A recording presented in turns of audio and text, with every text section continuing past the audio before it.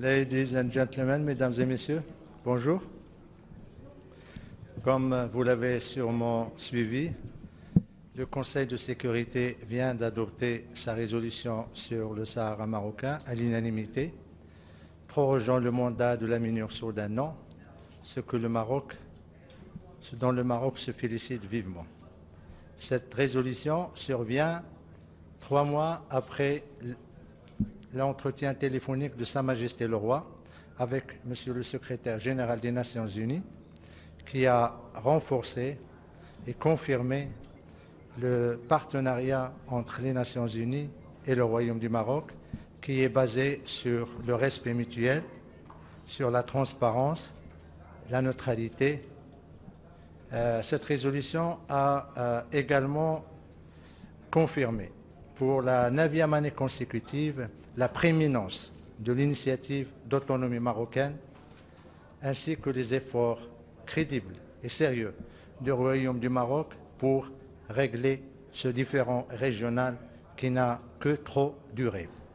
Cette résolution a également réaffirmé avec force les paramètres fondamentaux du règlement de ce différend sous l'auspice exclusif du secrétaire général et la facilitation de son envoyé personnel, M. Christopher Ross. Et comme vous le savez, les paramètres de ce règlement sont connus, ils sont au nombre de 4. Primo, c'est que tout règlement ne peut être que politique, négocié et mutuellement acceptable. Secondo, les efforts sérieux et crédibles du Royaume du Maroc sont les bases et les fondements de ce processus. Tertio, l'esprit de réalisme et de compromis sont indispensables s'il y a besoin de progresser vers la solution de ce problème.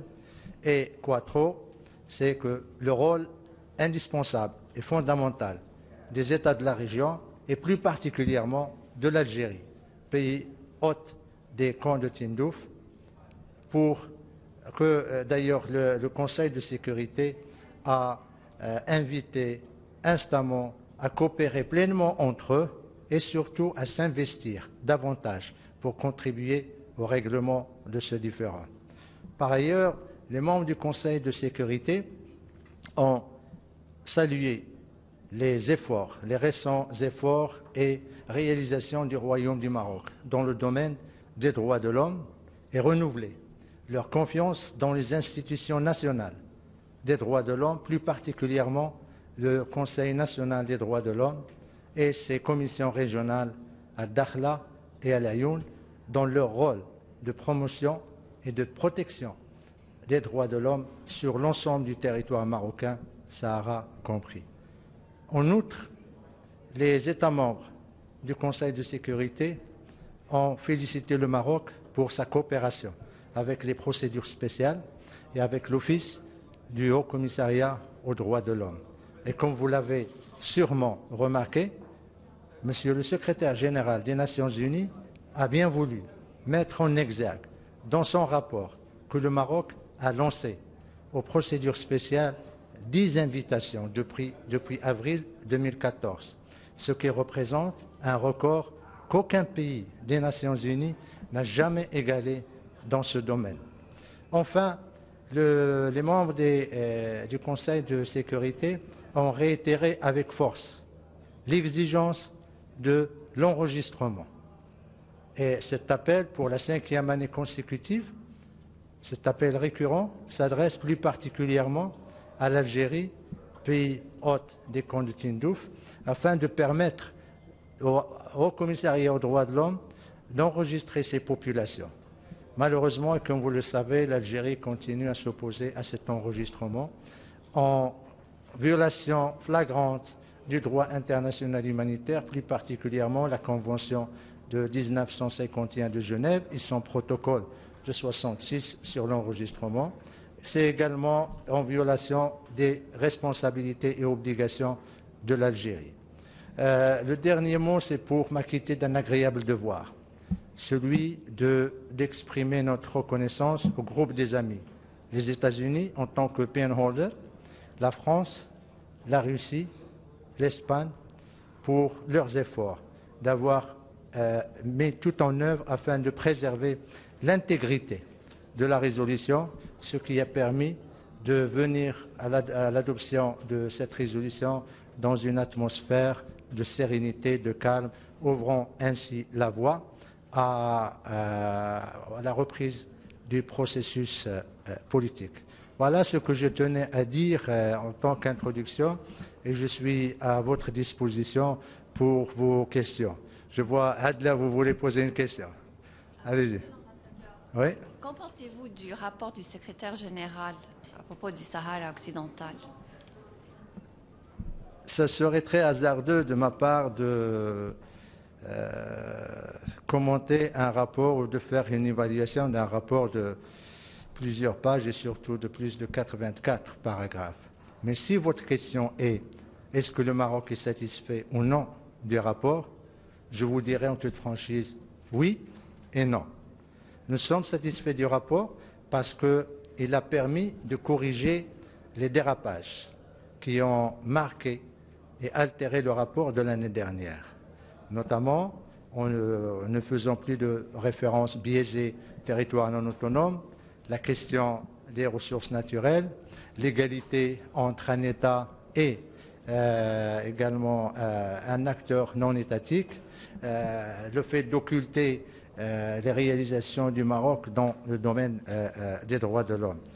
C'est vrai, ce rapport est plus factuel, il est plus équilibré, il concerne uniquement l'année écoulée, ce n'est pas comme celui de l'année dernière qui revient à l'histoire, mais cependant, nous disons que nous ne sommes pas pleinement satisfaits de ce rapport, et ce pour plusieurs raisons.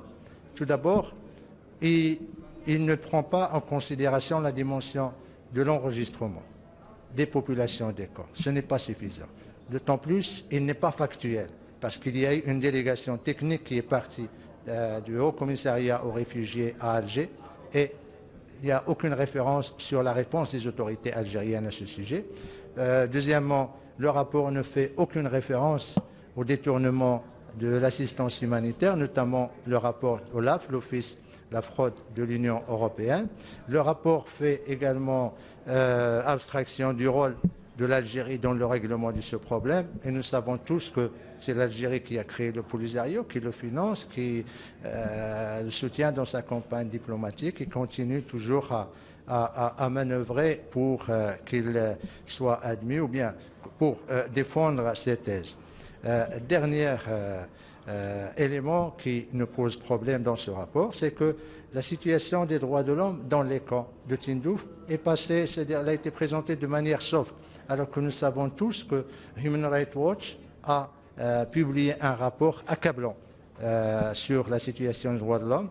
Mais ce que nous retenons de ce rapport, c'est la responsabilité de l'Algérie en tant que pays hôte des violations qui ont été c'est-à-dire commises durant ces 40 dernières années. Et bien sûr, il y a une accountabilité, il y a une reddition de compte des responsabilités de l'Algérie, aussi bien devant les pays de la région que devant la communauté internationale. Accusations that your government is exploiting resources in the Western Sahara, oil, minerals. What do you say to that in English, if you don't mind? In English, I will try. You know, we heard this accusation for a long time ago, but just to give you an image, when Morocco had got back his territory of the Sahara in 1974, there was only small villages in the Sahara, Laayoune and Dakhla. There was only barracks and forts. There was no electricity, no water, no schools, no hospitals.